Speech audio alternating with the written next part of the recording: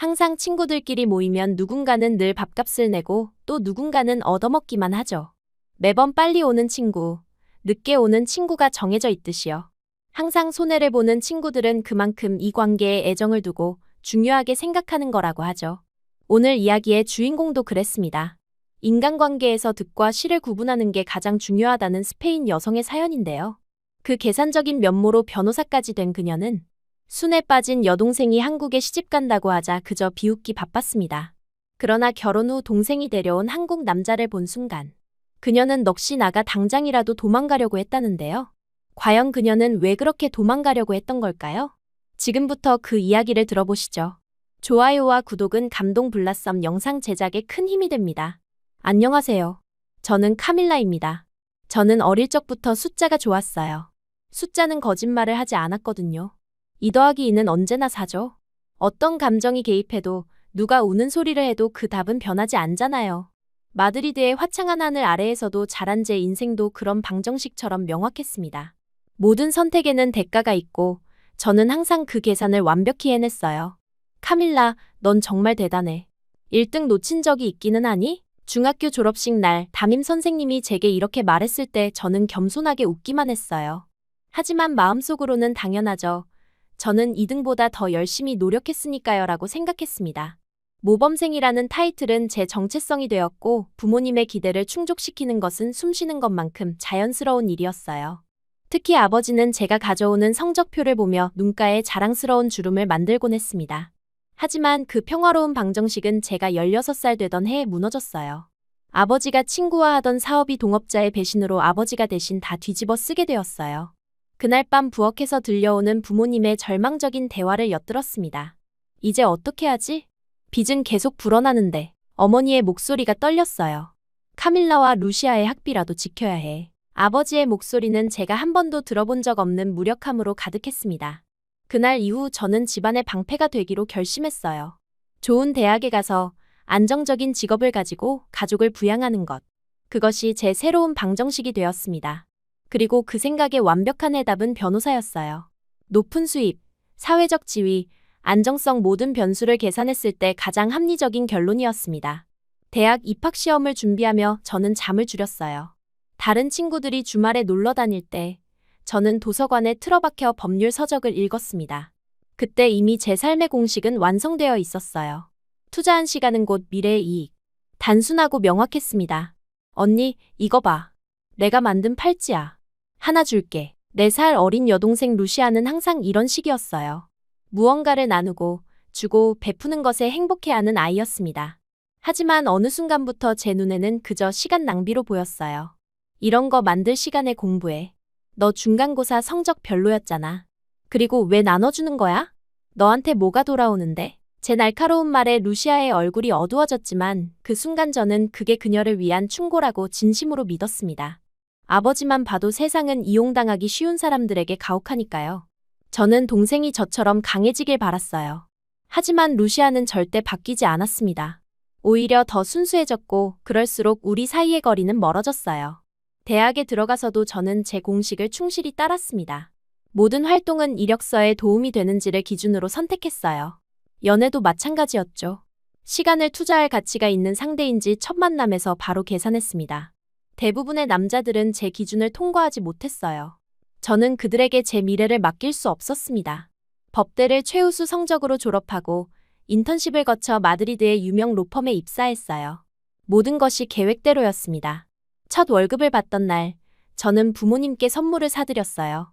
어머니의 눈물 어린 미소를 보며 저는 제 선택이 옳았다고 확신했습니다.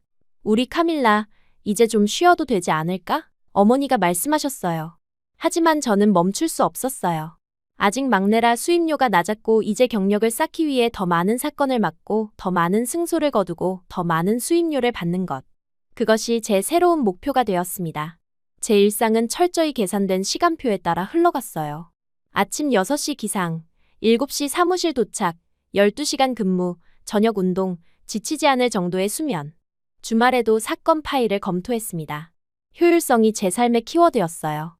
그런 제게 루시아의 전화는 언제나 방해였습니다. 결국 우리는 한 달에 한 번 통화할까 말까 할 정도가 되었어요. 그마저도 대부분 어머니의 강요 때문이었죠. 루시아의 근황은 대체로 제 예상 범위를 벗어나지 않았습니다. 대학을 졸업하고 작은 출판사에 취직해 보잘것없는 월급을 받으며 주말에는 무료 봉사활동을 다닌다고 했어요. 제 관점에서는 그저 손해보는 인생이었습니다. 그렇게 시간은 속절없이 흘렀습니다. 그러던 어느 날, 카밀라, 좋은 소식이 있어. 내가 결혼해. 루시아의 흥분된 목소리가 전화기 너머로 들려왔을 때 저는 회의 준비 서류를 검토하고 있었어요. 순간 손이 멈췄습니다. 결혼? 어떤 남자가 그녀와 결혼한다는 거지? 그리고 동시에 그래, 시집이나 잘 가야지라는 생각이 들었어요. 동시에 남자한테 호구 잡히지 않으면 다행이라는 비웃음도 함께였습니다. 축하해. 상대는 어떤 사람이야? 형식적인 질문을 던졌어요. 국제 봉사활동에서 만났어. 정말 따뜻하고 좋은 사람이야. 봉사활동에서 만난 사람. 더 들을 필요도 없었습니다. 아마도 순진한 루시아를 만만하게 보고 결혼을 하는 거겠죠. 하지만 저는 아무 말도 하지 않았어요. 결혼식은 언제야? 2달 뒤 15일. 꼭 와줘, 언니. 남편을 꼭 소개하고 싶어. 제 캘린더를 확인했어요. 15일은 중요한 재판이 있는 날이었습니다. 게다가 마드리드에서 루시아의 결혼식장까지는 비행기를 타야 했어요. 시간과 비용을 계산했더니 너무 비효율적이었습니다. 미안해, 루시아. 그날 중요한 재판이 있어. 도저히 빠질 수 없어. 전화기 너머로 잠시 침묵이 흘렀어요. 그래. 이해해. 언니 일이 중요하니까. 아쉽다. 언니에게 소개하고 싶었는데. 루시아의 목소리에 실망감이 묻어났지만 저는 별로 죄책감을 느끼지 않았습니다. 이건 합리적인 결정이었으니까요. 그렇게 우리의 대화는 끝났어요. 결혼식 당일 어머니가 사진을 보내왔습니다. 하얀 드레스를 입은 루시아와 턱시도 차림의 동양인 남자가 환하게 웃고 있었어요. 역시라는 생각과 함께 냉소 섞인 미소가 제 입가에 걸렸습니다. 그리고는 축하 메시지를 보냈어요.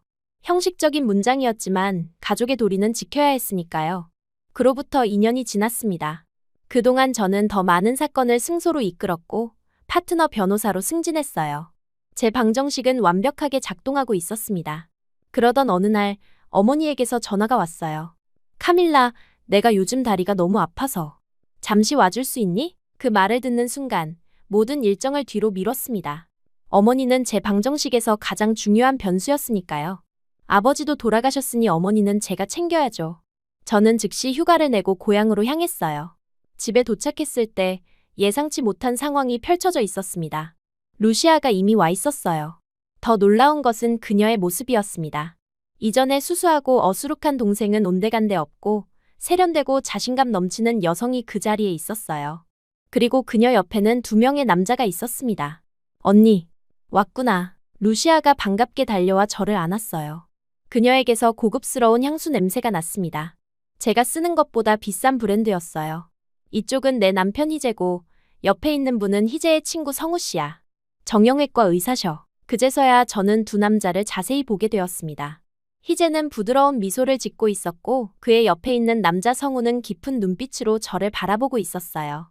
그냥 동양인으로 흘려봤었던 사진이었는데 한국인이었어요. 요즘 한국인을 모를 순 없으니까요. 처음 뵙겠습니다. 희재입니다. 카밀라 씨. 루시아에게 자주 언니 얘기를 들었어요. 희재의 스페인어는 놀라울 정도로 유창했습니다. 저는 어색하게 미소 지었어요. 한국인이 저희 집에 그것도 2명이나 있다는 사실이 너무 비현실적으로 느껴졌습니다. 어머니 다리는 어떠세요? 냉정을 되찾으며 물었어요. 걱정 안 하셔도 될 것 같아요. 제가 진찰해봤는데 심각한 상황은 아니에요. 성우가 차분한 목소리로 대답했습니다. 그제서야 그가 정형외과 의사라는 사실이 와닿았어요. 희재의 친구이자 의사라. 이 남자는 왜 여기 있는 걸까? 여행? 아니면 성우 씨는 어머니 치료를 도와주시려고 한국에서 같이 왔어. 마치 제 생각을 읽기라도 한 듯 루시아가 설명했습니다. 저는 혼란스러웠어요. 남의 어머니를 위해 친구가 다른 나라까지 왔다고. 그것도 의사가? 이건 제 계산 밖의 일이었습니다. 이 불합리한 상황 속에서 저는 그들을 다시 바라봤어요. 희재는 분명 성공한 사람처럼 보였고 성우는 그의 눈빛에는 제가 읽을 수 없는 무언가가 있었습니다. 그 순간 제 완벽했던 제 상식에 균열이 생겼어요. 저녁 식사 자리에서 저는 자연스럽게 희재의 직업을 물었고 그에 대해 이야기했을 때 제 귀를 의심했어요. 그는 한국의 대기업에서 국제 마케팅 부서장으로 일하고 있다고 했습니다. 한국의 임금도 스페인과 꽤 차이 나니까 대충 한 제 계산으로도 제 수입의 거의 2배였습니다. 그 순간 마시고 있던 와인이 쓴맛으로 변했어요.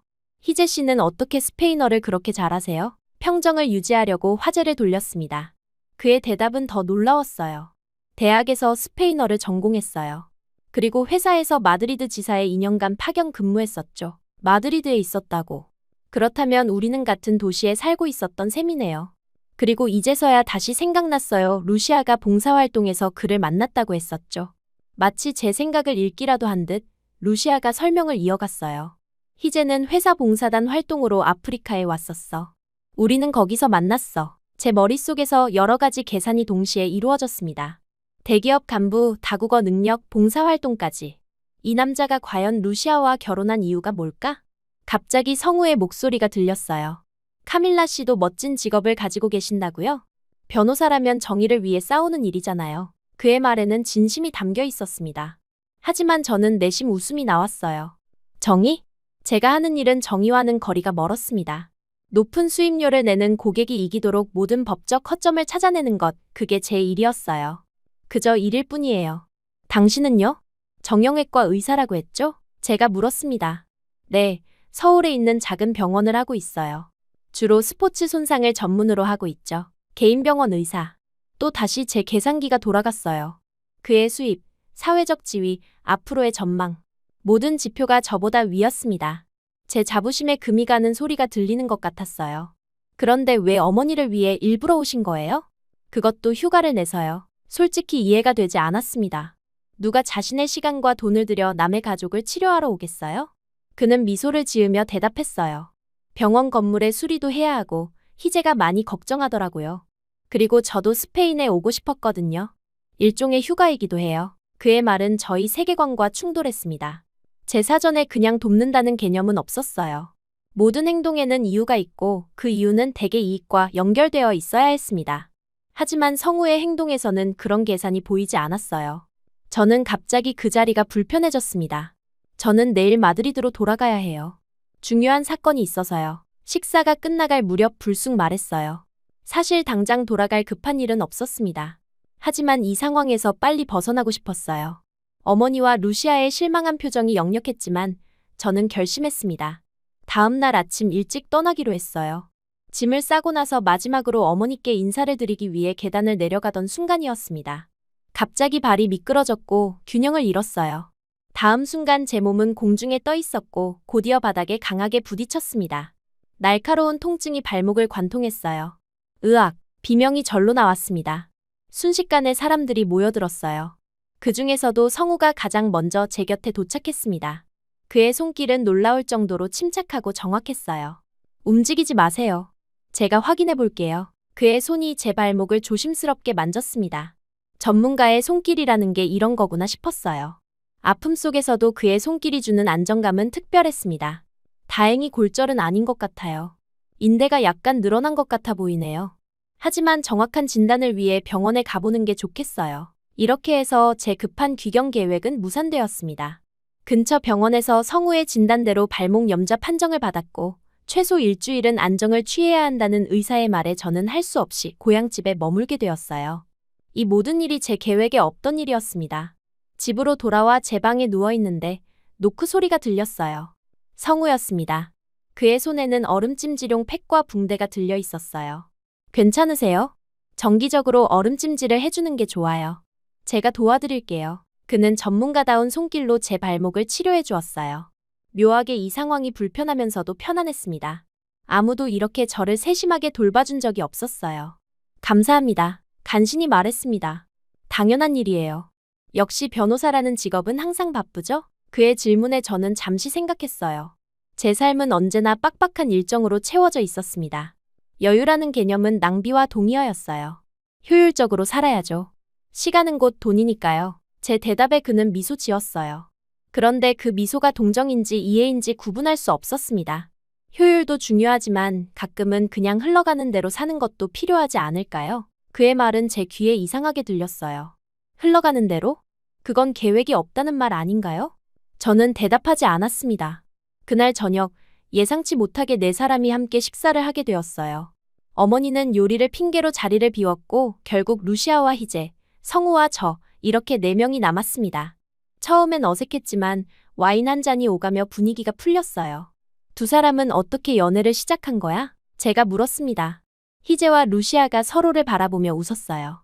그 눈빛에서 진심 어린 애정이 느껴졌습니다. 처음에는 서로 잘 몰랐어요. 하지만 루시아가 현지 아이들을 돌보는 모습을 보고 반해버렸죠. 그녀의 선함에 끌렸어요. 선함. 또 다시 제 가치관과 충돌하는 단어였습니다. 제가 항상 손해보는 성격이라고 비난했던 루시아의 그 특성이 누군가에게는 가장 큰 매력이었다니요. 저는 혼란스러웠어요. 그럼 두 사람은 지금도 봉사에 화제를 돌렸습니다. 저 회사 재단에서 교육봉사 프로그램을 담당하고 있어요. 희재가 말하면서 루시아가 이어 답했어요. 아, 그리고 동화책도 번역하고 있어. 그녀의 눈이 반짝였습니다. 어린 시절 항상 책을 끼고 다니던 루시아가 떠올랐어요. 그녀는 자신의 꿈을 이룬 것 같았습니다. 한편 저는 성공했음에도 불구하고 왜인지 공허함을 느꼈어요. 그날 밤 대화는 계속 이어졌고 우리는 서로의 삶에 대해 더 많은 이야기를 나눴습니다. 희재와 루시아는 자신들의 국제 봉사 경험, 여행 그리고 미래 계획에 대해 이야기했어요. 그들의 이야기는 모험과 열정으로 가득 차 있었습니다. 반면 제 이야기는 승소사례와 직장 내 경쟁에 관한 것뿐이었어요. 깊은 밤 두 사람이 잠든 후에도 성우와 저는 이야기를 계속했습니다. 그는 자신이 처음부터 의사가 되고 싶었던 것은 아니라고 했어요.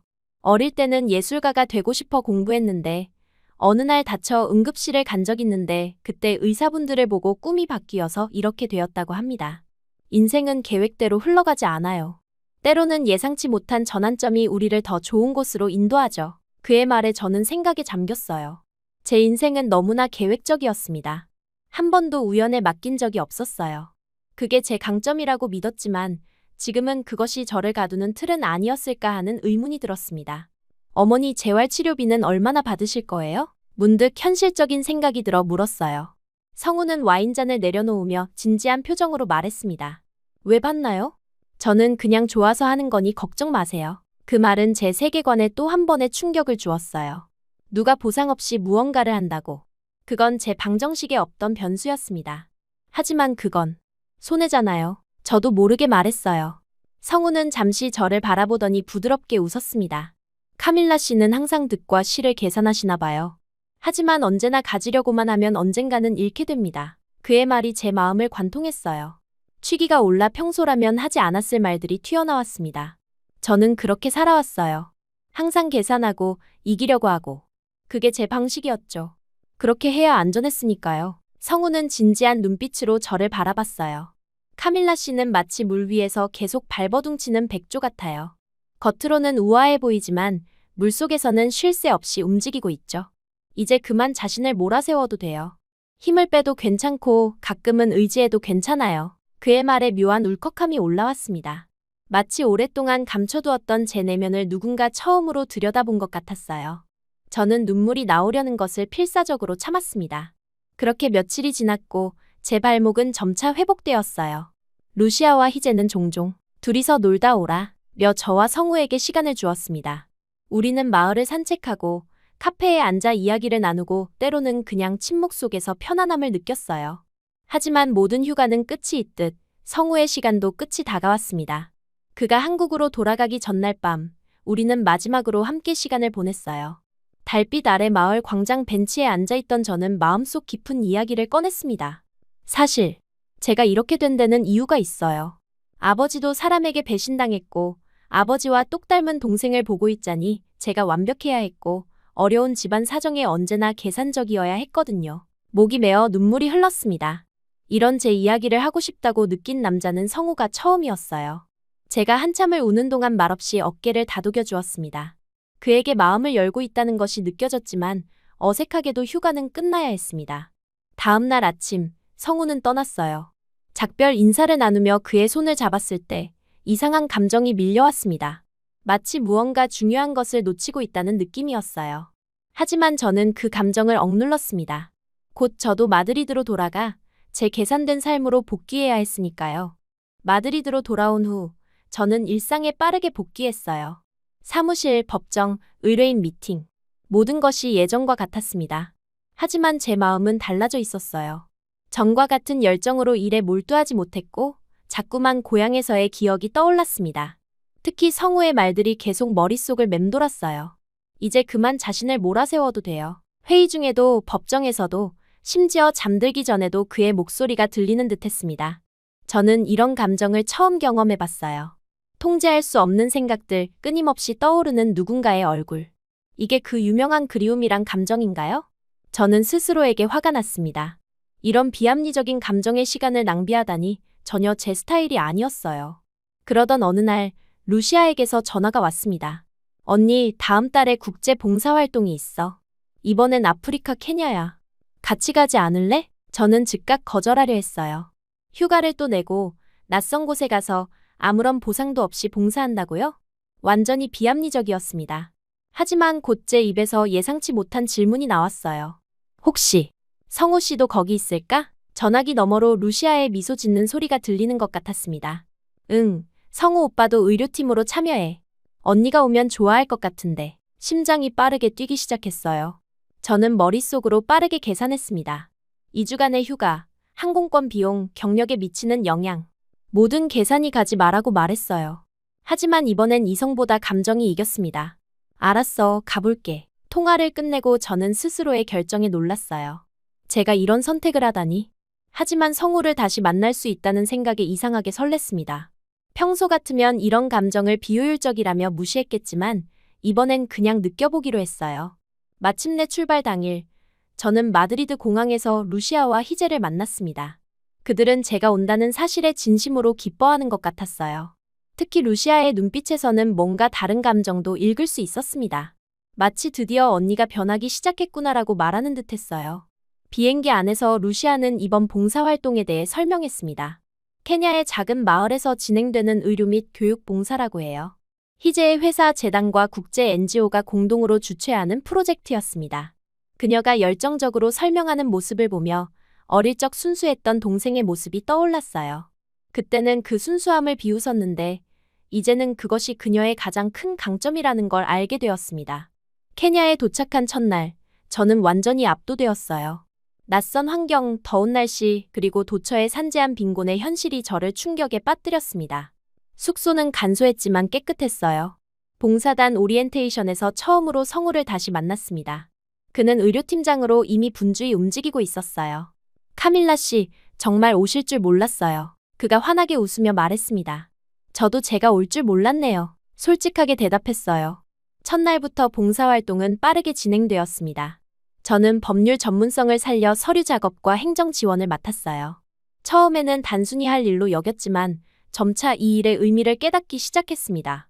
제가 정리한 서류 한 장이 누군가의 교육 기회나 의료 지원으로 이어진다는 사실이 놀라웠어요. 특히 인상적이었던 것은 성우의 모습이었습니다. 그는 의사로서 뛰어난 실력을 갖추고 있었지만 그보다 더 놀라운 것은 환자들을 대하는 태도였어요. 말도 제대로 안 통하는데 마치 오랜 친구처럼 그들의 이야기를 들어주고 아이들에게는 장난스럽게 대하며 두려움을 없애주었습니다.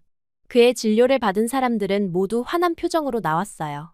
사흘째 되는 날, 저는 성우의 진료를 돕게 되었습니다. 통역이 부족해서 스페인어를 할 줄 아는 제가 투입된 거예요. 처음에는 불편했지만 곧 그의 옆에서 일하는 것이 자연스러워졌습니다. 환자들의 이야기를 듣고 그에게 전달하면서 저는 그들의 삶을 조금씩 들여다보게 되었어요.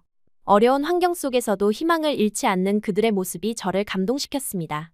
카밀라 씨, 당신 덕분에 오늘 많은 환자들을 제대로 진료할 수 있었어요. 그날 저녁, 성우가 저에게 고마움을 표했어요. 그의 진심 어린 칭찬에 묘한 따뜻함이 느껴졌습니다. 이전에는 승소했을 때나 큰 수임료를 받았을 때 성취감을 느꼈는데 이번에는 그저 누군가를 도왔다는 사실만으로 행복했어요. 이런 감정은 제게 새로웠습니다. 일주일쯤 지났을 때 우리는 마을 외곽의 작은 학교를 방문했어요. 그곳에서 건강검진과 함께 아이들을 위한 교육 프로그램을 진행했습니다. 저는 법률에 관한 기초 지식을 가르치기로 했어요. 처음에는 그저 의무감으로 시작했지만 아이들의 눈빛이 제 마음을 움직였습니다. 그들의 배움에 대한 갈증, 순수한 호기심은 저를 감동시켰어요. 특히 기억에 남는 것은 12살 정도 된 소녀 아미나였습니다. 그녀는 제 수업을 듣고 나서 변호사가 되고 싶다고 말했어요. 자기 마을 사람들의 권리를 지키는 사람이 되겠다는 그녀의 꿈은 순수했지만 강한 의지가 느껴졌습니다. 문득 제가 처음 변호사를 꿈꿨던 순간이 떠올랐어요. 저는 언제부터 그 순수한 열정을 잃어버렸을까요? 어느 날 저녁 봉사단 전체가 모여 작은 파티를 열었습니다. 현지 음식과 음악으로 채워진 그 자리에서 저는 오랜만에 마음껏 웃고 즐겼어요. 성우가 제게 춤을 청했고 우리는 서툴게 현지 춤을 따라 추며 웃음을 터뜨렸습니다. 그때 문득 깨달았어요. 제가 언제 이렇게 계산 없이 즐거움을 느껴봤을까요? 파티가 끝나고 성우와 함께 숙소로 돌아가는 길, 밤하늘의 별들이 유난히 밝게 빛났습니다. 마드리드에서는 절대 볼 수 없는 광경이었어요. 아름답네요. 저도 모르게 말이 나왔습니다. 카밀라 씨도 요즘 아름다워졌어요. 웃는 모습이 특히 더 그렇죠. 성우의 말에 제 심장이 빠르게 뛰었어요.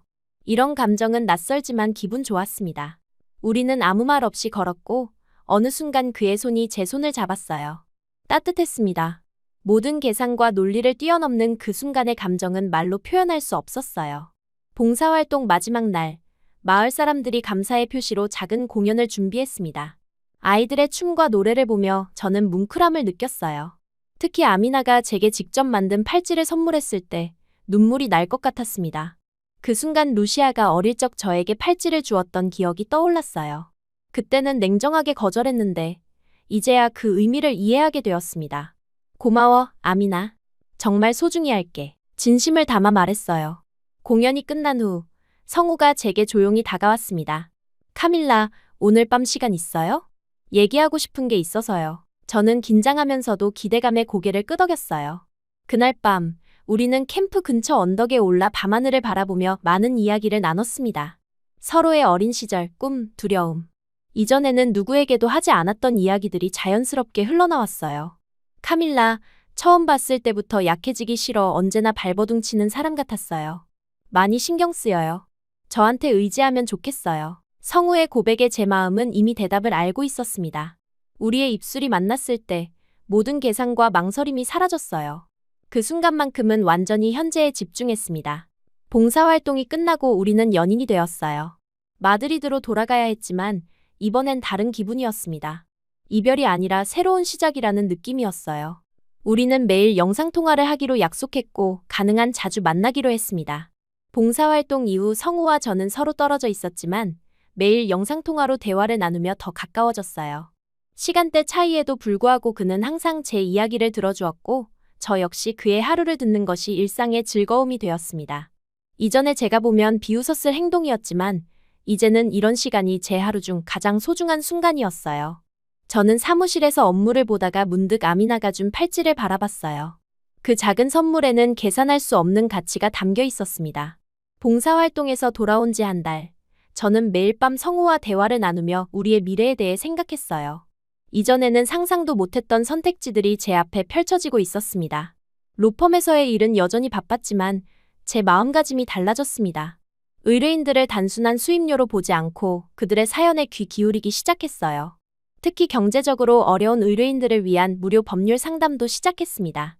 동료들은 제 변화를 이해하지 못했지만 저는 처음으로 제 일에서 진정한 의미를 찾고 있었어요. 그렇게 몇 달이 지난 어느 날 루시아에게서 전화가 왔습니다. 그녀와 희재가 잠시 스페인에 방문한다는 소식이었어요. 더 놀라운 것은 성우도 함께 온다는 사실이었습니다. 저는 긴장과 설렘으로 가득 찼어요. 온라인으로 가까워진 우리의 관계가 실제 만남에서도 같을지 그 불확실성이 저를 불안하게 만들었습니다. 언니, 이번 주말에 시간 있어? 우리 넷이서 만나고 싶은데. 루시아가 물었어요. 당연하지. 어디서 만날까? 평소답지 않게 목소리가 떨렸습니다. 루시아는 마드리드 외곽의 조용한 레스토랑을 제안했어요. 그곳은 우리 가족이 예전에 특별한 날에만 방문하던 곳이었습니다. 마지막으로 그곳에 간 것은 아버지의 사업이 실패하기 전이었어요.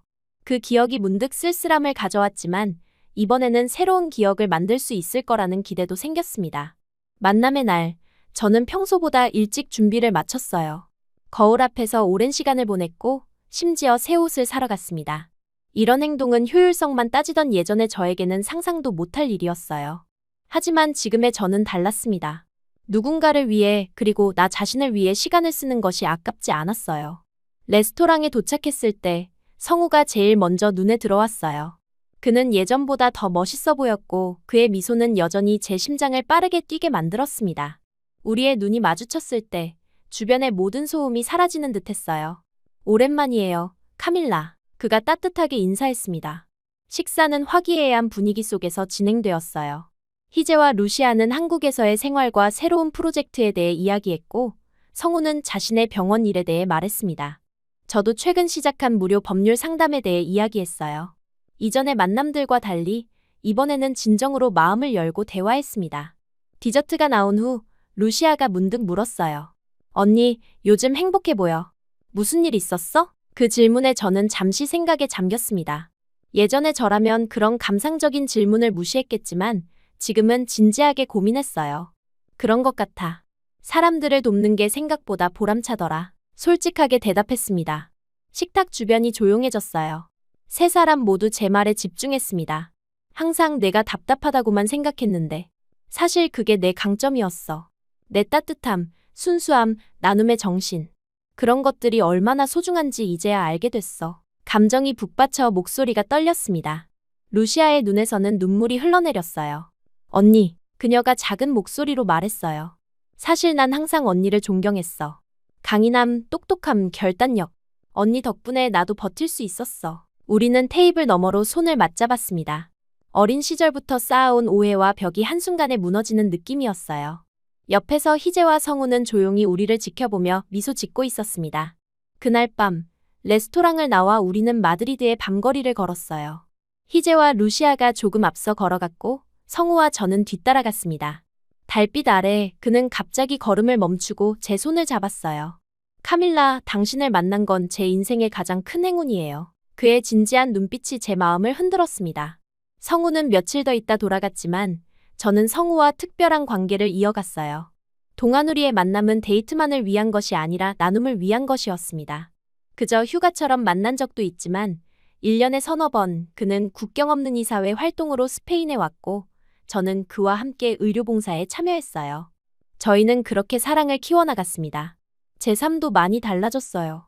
로펌에서는 여전히 일했지만 무료 법률 상담 시간을 크게 늘렸습니다. 사무실 동료들은 제 변화를 이해하지 못했지만 저는 처음으로 제 일에서 진정한 보람을 찾고 있었어요. 특히 이민자들과 경제적으로 어려운 분들을 돕는 일에 많은 시간을 할애했습니다. 카밀라, 요즘 너 이상해. 왜 수익도 안 되는 일에 시간을 쏟는 거야? 너답지 않게, 선배 변호사가 물었어요. 그들에게는 제 도움이 필요해요. 모든 결정이 수익에 기반할 필요는 없잖아요. 제 대답에 그는 고개를 절레절레 흔들었습니다. 어느 평범한 목요일 오후 사무실 문이 열렸어요. 놀랍게도 성우가 서 있었습니다. 그는 예고 없이 마드리드에 왔고 저를 깜짝 놀라게 하려 했던 거예요. 사무실 동료들의 시선이 쏟아지는 가운데 그는 제게 다가왔어요. 카밀라, 이제는 내가 당신에게 왔어요. 그의 방문은 제게 큰 감동이었습니다. 우리는 그날 저녁 마드리드의 작은 레스토랑에서 식사를 했어요. 성우는 오랜만에 봉사가 아닌 온전한 데이트를 하자며 저를 웃게 만들었습니다. 레스토랑을 나와 마드리드의 밤거리를 걷던 중 그는 갑자기 걸음을 멈추고 제 손을 잡았어요. 카밀라, 1년 동안 우리는 서로를 충분히 알게 되었어요. 당신과 함께하는 모든 순간이 특별해요. 그의 진지한 눈빛이 제 마음을 흔들었습니다. 그리고 예상치 못하게 그는 무릎을 꿇고 작은 상자를 꺼냈어요. 제 심장이 멈추는 듯했습니다. 카밀라, 저와 결혼해 주시겠어요? 다른 나라, 다른 문화라는 게 쉽지 않은 선택이란 걸 알아요. 하지만 당신과 함께라면 어떤 어려움도 이겨낼 수 있다고 믿어요. 그 순간 온갖 생각이 제 머릿속을 스쳐 지나갔어요. 하지만 이번에는 망설임이 없었습니다. 1년간의 변화와 성장을 통해 제가 진정으로 원하는 것이 무엇인지 명확해졌어요. 성우, 사실 나도 당신에게 할 말이 있어요. 저는 가방에서 봉투 하나를 꺼냈습니다. 그것은 제가 어제 제출한 사직서 사본이었어요. 이것은 내 사직서예요. 어제 제출했어요. 그리고 이건 또 다른 서류를 꺼냈습니다. 서울의 국제인권법률재단에서 온 채용 제안이에요. 이미 수락했어요. 성우의 얼굴에 놀라움이 번졌어요. 당신이 프로포즈하기 전에 나는 이미 결정했어요. 이제 계산만 하던 카밀라 변호사는 끝났어요. 한국에서 새로운 카밀라로 시작하고 싶어요. 그리고 그 여정을 당신과 함께하고 싶어요. 제 대답에 성우의 눈에 눈물이 맺혔어요. 그가 일어나 저를 안았고 우리의 입술이 만났습니다. 그 순간 저는 완전한 확신을 느꼈어요.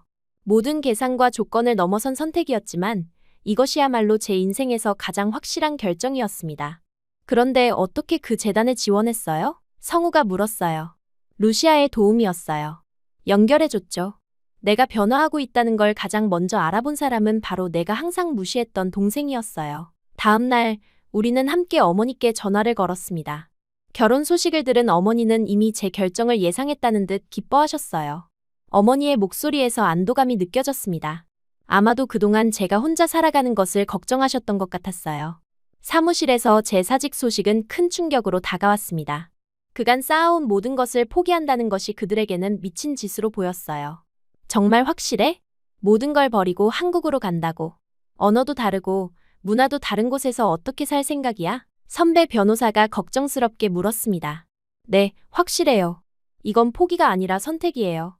제 인생에서 처음으로 계산이 아닌 마음으로 내린 결정이에요. 자신감 있게 대답했습니다. 마지막 출근 날, 제 책상을 정리하며 지난 시간을 돌아봤어요. 수많은 법률 서류와 승소 기록들 사이에서 아미나가 준 팔찌와 봉사활동 사진들을 발견했습니다. 이것들이 제 인생의 전환점이 될 줄은 몰랐어요. 책상 위에는 제가 마지막으로 작업한 고액 소송 서류 대신 성우와 함께 준비한 봉사 일정표가 놓여 있었습니다. 결혼 후 우리는 허니문 대신 짧은 봉사활동을 계획했어요. 이제 제 삶의 우선순위는 완전히 달라져 있었습니다. 사무실을 떠나기 전 저는 창밖의 마드리드 풍경을 마지막으로 바라봤어요. 이 도시에서 저는 성공했지만 외로웠습니다. 이제 저는 새로운 도시에서 새로운 삶을 시작할 준비가 되어 있었어요. 이기적이고 계산적이던 과거의 카밀라와 작별하며 앞으로는 사람과 시간을 나누고 서로의 행복을 위해 사는 삶을 살겠다고 마음속으로 다짐했습니다. 앞으로 한국에서의 카밀라를 응원해주세요.